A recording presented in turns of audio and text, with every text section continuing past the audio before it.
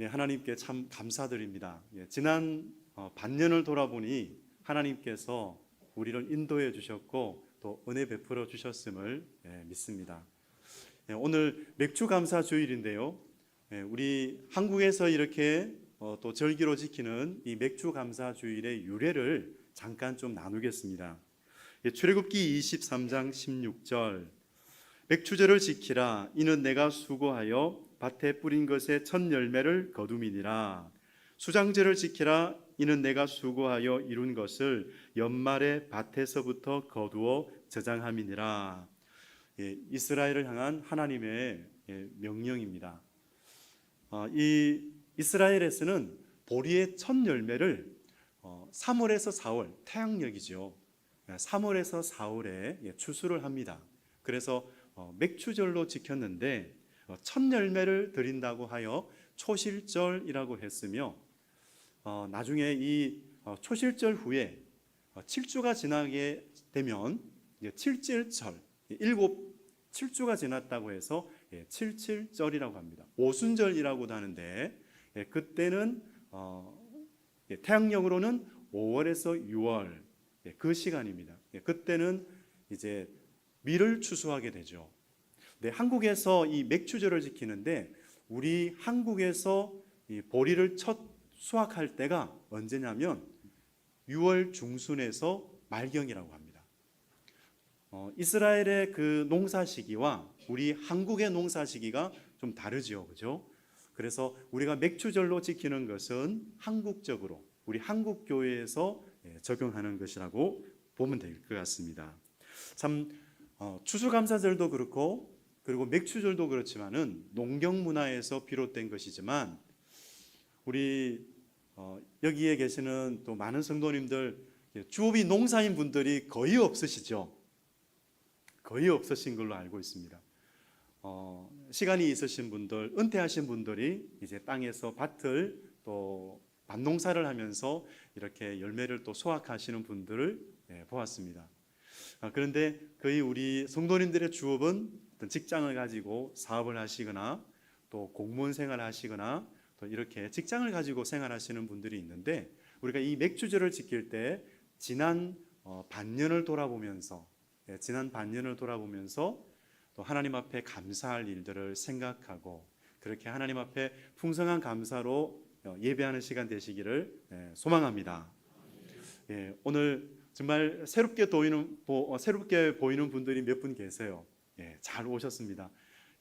하나님께서 주시는 은혜 속에서 오늘 또 크신 은혜를 누리는 시간 되시기를 바랍니다. 참 이런 추수감사절이나 맥주절에 있어서 정말 중요한 정신이 있다면 그것은 감사와 나눔, 이 두 가지입니다. 옛날 구약 백성들에게 이 3대 절기를 지킬 것을 명령했는데, 유월절, 오순절, 그리고 초막절, 수장절이라고도 하죠. 초막절을 수장절이라고도 하는데, 그 3대 절기가 되면 고아와 가부 그리고 나그네와 레위인들과 함께 이것을 그 수확한 것을 같이 먹으면서 즐거워하라, 이렇게 명령을 하셨어요. 이처럼 우리 성산교회 안에서도 마음적으로 경제적으로 힘드신 분들이 있습니다.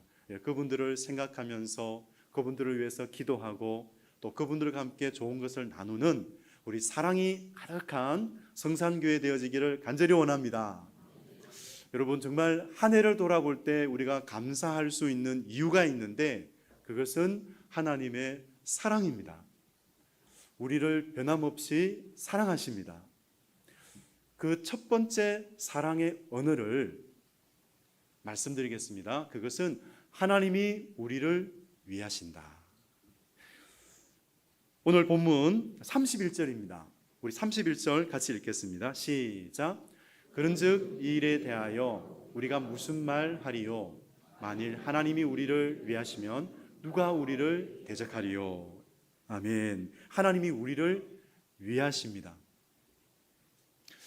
하나님이 우리를 위하고 계세요.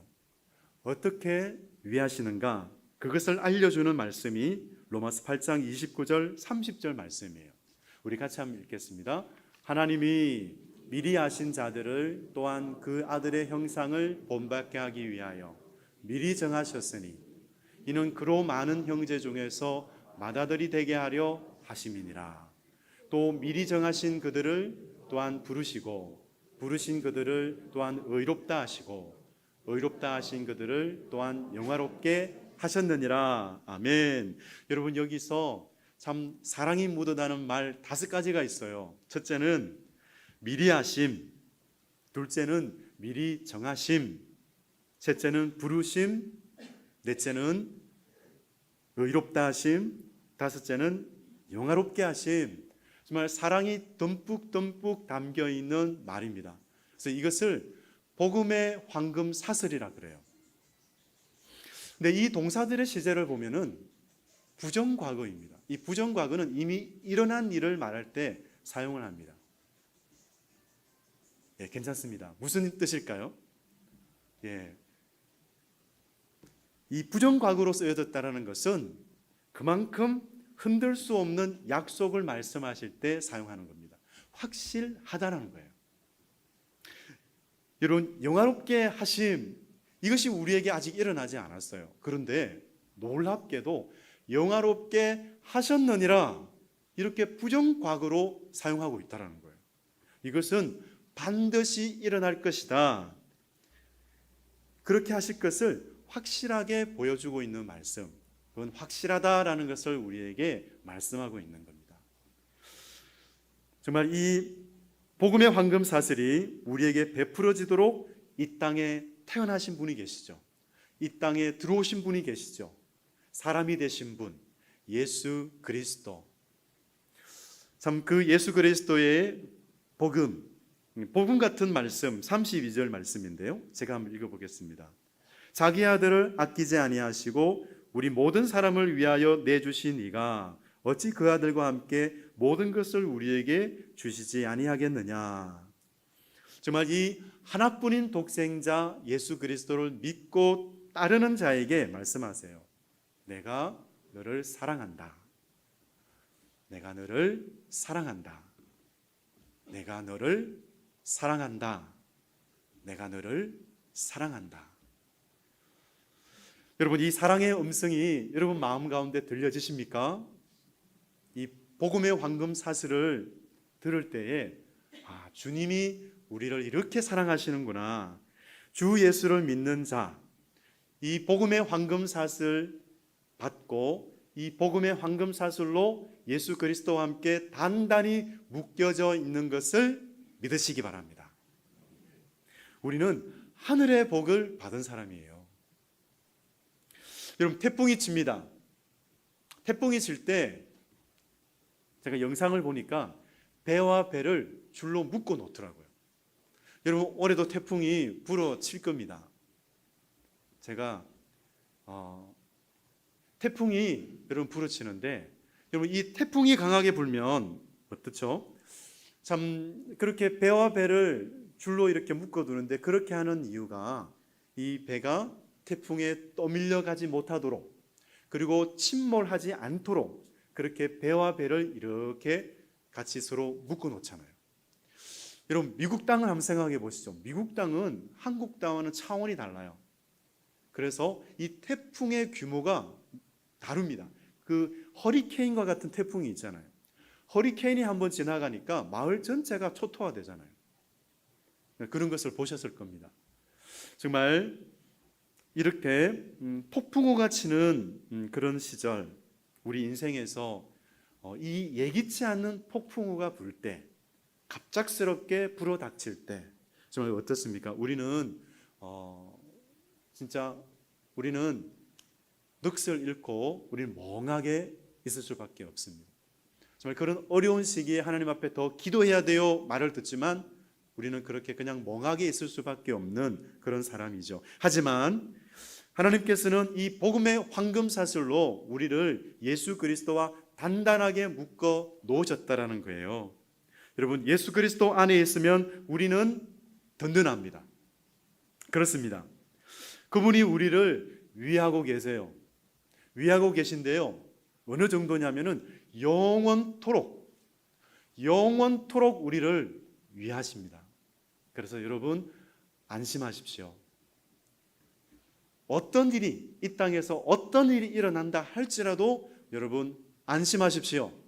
그리고 평안을 누리십시오. 우리 하나님이 저와 여러분을 사랑하십니다. 둘째, 하나님이 우리에게 들려주시는 사랑의 언어, 성령이 우리를 위하여 간구하신다 입니다. 여러분 26절, 27절 말씀 우리 같이 한번 읽겠습니다. 시작. 이와 같이 성령도 우리의 연약함을 도우시나니 우리는 마땅히 기도할 바를 알지 못하나 오직 성령이 말할 수 없는 탄식으로 우리를 위하여 친히 간구하시느니라. 마음을 살피시는 이가 성령의 생각을 아시나니 이는 성령이 하나님의 뜻대로 성도를 위하여 간구하심이니라. 아멘. 먼저 성령이 말할 수 없는 탄식으로 간구하신다고 하는데 언제일까요? 우리가 기도할 수 없을 때, 그리고 기도할 바를 알지 못할 때. 그런데 우리가 기도할 바를 알지 못하고 기도할 힘을 잃어버릴 때 누군가 우리를 위해서 기도하십니다. 누군가 우리를 위해서 기도하시네요.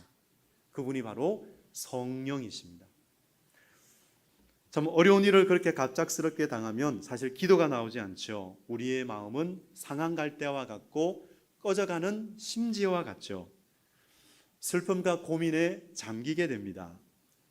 우리는 그때 멍하니 그렇게 있을 수밖에 없지만 하나님께서는 우리를 도우시고 붙들고 계십니다. 여러분 믿음의 눈을 뜨고 그때 우리는 주여 부르짖으시기 바랍니다. 한동안은 기도할 수 없겠지만은 그 시간이 지나가고 났을 때 우리는 주님 앞에 탄식하듯 한숨을 지을 수밖에 없지만 주여라고 그렇게 기도하기를 원합니다. 그 기도 속에 우리의 모든 것을 담아서 올려드릴 수가 있죠. 그것은 기도의 마중물입니다. 그때 성령님은 우리의 연약함을 도우시겠다, 도우신다 약속하십니다. 여기서 도우신다라는 말은 그냥 옆에서 도와주겠다라는 그 정도가 아니에요. 그럼 뭘까요? 이것은 자신이 주체가 되어서 함께 짐을 지겠다라는 뜻입니다. 다시 한번요. 자신이 주체가 되어 함께 짐을 지겠다라는 것입니다. 한 어부에게 아들이 있었어요.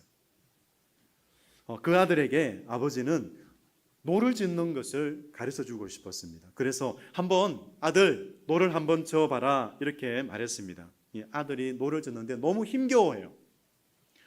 땀을 그냥 뻘뻘 흘리면서 노를 저어요. 왜냐? 노를 젓는 방법을 모르니까. 땀을 뻘뻘 흘리면서 그렇게 노를 젓는 그 아들을 보면서 아버지는 그 아들의 뒤로 살며시 다가갔습니다. 그래서 아들 뒤로 가서 아들의 등에 몸을 붙여요. 몸을 붙이고 아버지는 자신의 오른손을 아들의 오른손에 얹습니다. 그리고 자신의 왼손을 아들의 왼손에 얹어요. 그리고 나서 그 손을 잡고 천천히 이렇게 움직였습니다.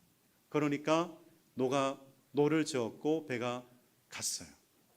여러분, 이렇게 하나님이 우리를 도우신다라는 것은 이런 모습입니다. 함께 노를 젓는 이런 모습. 하나님께서 우리를 위해서 도우신다라는 거예요. 여러분 그렇습니다. 우리가 기도할 힘을 잃어버리고 그리고 또 기도할 바를 알지 못할 때 우리 성령님께서는 우리를 위해서 기도할 힘을 주시는 줄로 믿습니다. 우리가 탄식할 때 우리 성령님께서 우리와 함께 탄식하신다라는 것을 믿으시기 바랍니다. 참 무엇을 위해서 간구하실까요? 성령님께서는 우리가 믿음을 잃지 않도록 간구하십니다. 그리고 또 우리 안에 예수 그리스도의 형상이 이루어지도록 우리를 위해서 간구하십니다. 여러분 이런 이야기가 있습니다. 학교에서 학교에 잘 나가지 않는 그런 아들이 있었어요. 그러니까 문제아였어요. 그 문제아를 아들로 두었던 한 선생님이 있었어요. 근데 학교 졸업식이 있던 날이었습니다. 이 아침에 출근하기 전에 너무 아들 때문에 마음이 아팠어요. 그래서 아들 때문에 울면서 기도하다가 이런 마음이 갑자기 들었어요. 차라리 이 아들이 없었으면 좋겠다. 이런 마음이 자신에게 든 거예요. 그런데 그 마음과 함께 계속해서 자신의 마음이 너무나 아픈 거예요. 그래서 너무나 가슴이 아파서 회개 기도를 했다고 합니다. 그러면서 출근했습니다. 출근하는 길이었습니다. 참 한 가지 비보를 듣습니다. 어떤 비보냐고요? 자기 학교의 중3짜리가 자살했다는 소리예요. 자살했다는 소식을 듣게 돼요. 참 이해할 수 없는 일이었습니다. 평소에 모범생으로 잘 지내는 그런 학생이었던 것 같은데 하루아침에 자살을 선택했던 것입니다. 그 어린 학생의 죽음 앞에서 이 선생님은 자기 아들의 죽음을 함부로 생각했던 그 자신을, 그 이기적인 모습들을 회개하게 됩니다. 그러면서 어떤 마음이 드냐면 어디에도 말 못하고 그냥 이렇게 죽을 수밖에 없었던, 자살할 수밖에 없었던 이 학생을 생각하면서 차라리 이 아들이, 자기 아들이 문제를 일으키고 막 말썽을 피우고 하는 그 모습이 오히려 더 낫지 않은가, 그런 마음이 들었답니다. 그래서 오히려 더 감사했다고 합니다. 아들 때문에 하나님을 더 바라보게 해주셨고, 또 아들 때문에 하루라도 말씀을 듣지 않고서는 살 수 없는 은혜로 이끌어 주셔서 하나님 감사합니다 라고 그렇게 고백을 했답니다. 참, 하지만 이 선생님에게는 고통이 있었죠. 아들이 언제 바뀔 줄도 모르고 또 그 시간이 언제인지, 언제 끝날지 모르기 때문에 참 힘이 든다라는 그런 글을 읽은 적이 있습니다. 여러분, 정말 변화되지 않는 그런 자녀들을 두고 기도하든지 아니면 자신의 모습을 두고 그렇게 기도하든지, 우리가 실망의 자리에 있을 수 있겠지만은 다시 소망을 가질 수 있는 것은 바로 우리를 위해서 간구하시는 성령님의 그 탄식의 기도가 있음을, 그 기도가 있기 때문임을 믿으시기 바랍니다.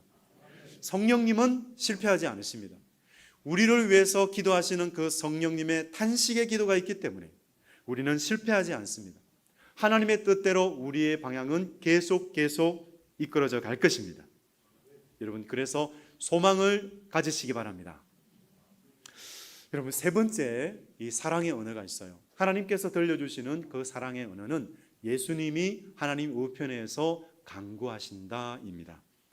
우리 34절인데요. 우리 같이 한번 읽겠습니다. 누가 정죄하리요?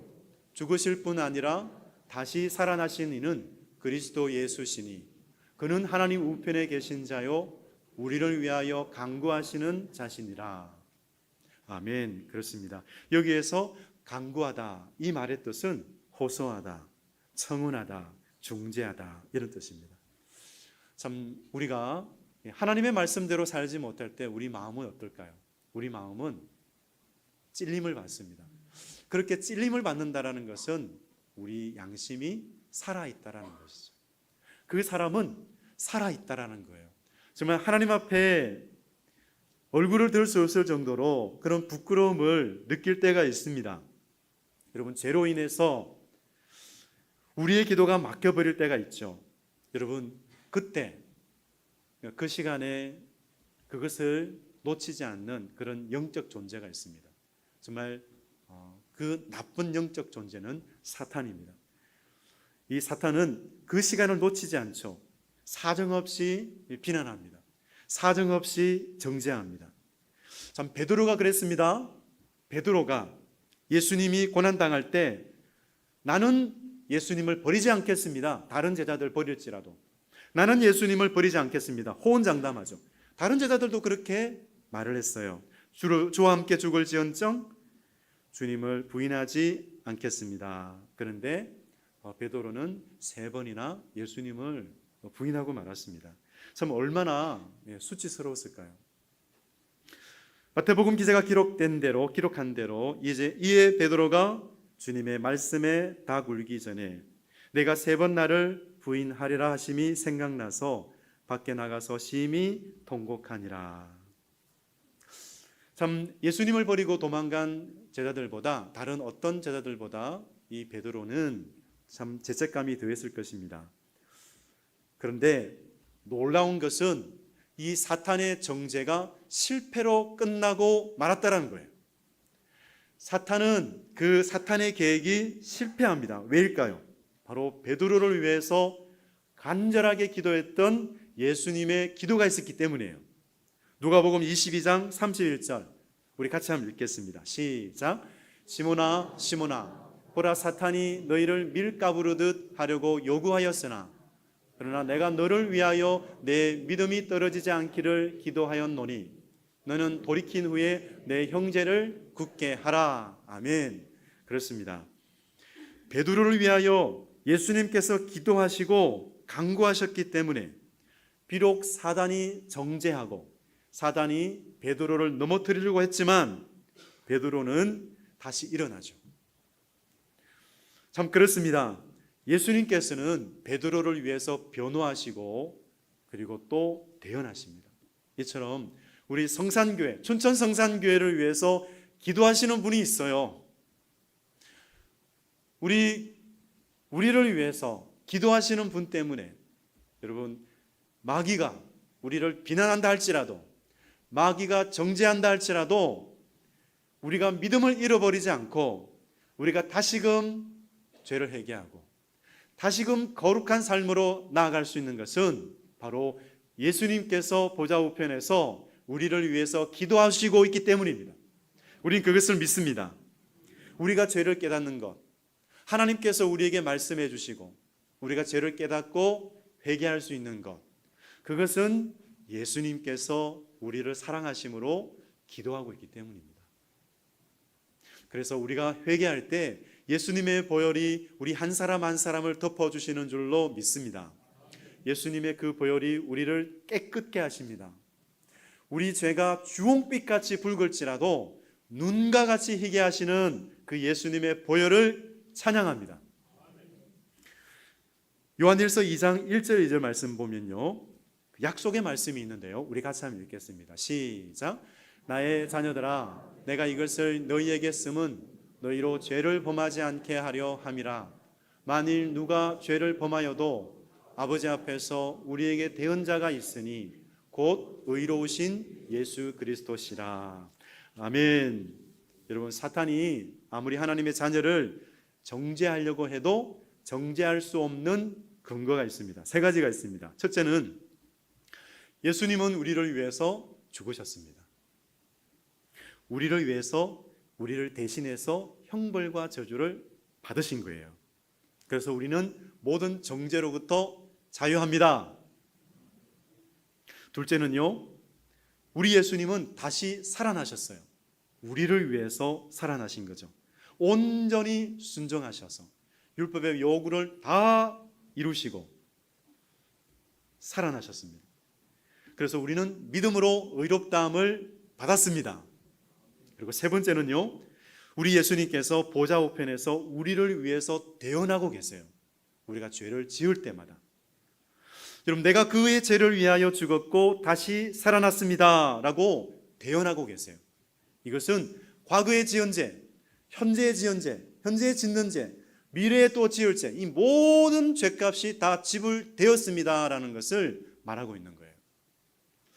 여러분, 우리를 위한 영원한 중보자가 계시기 때문에 여러분 그 어떤 존재도 여러분 사탄은 우리를 정죄할 수가 없습니다. 여러분, 예수님이 다시 오실 때까지 하나님 보좌의 우편에서 우리를 위해서 기도하시고 계시기 때문에 우리의 구원은 흔들릴 수 없습니다. 아멘. 우리의 구원은 확실합니다. 아멘. 그렇습니다.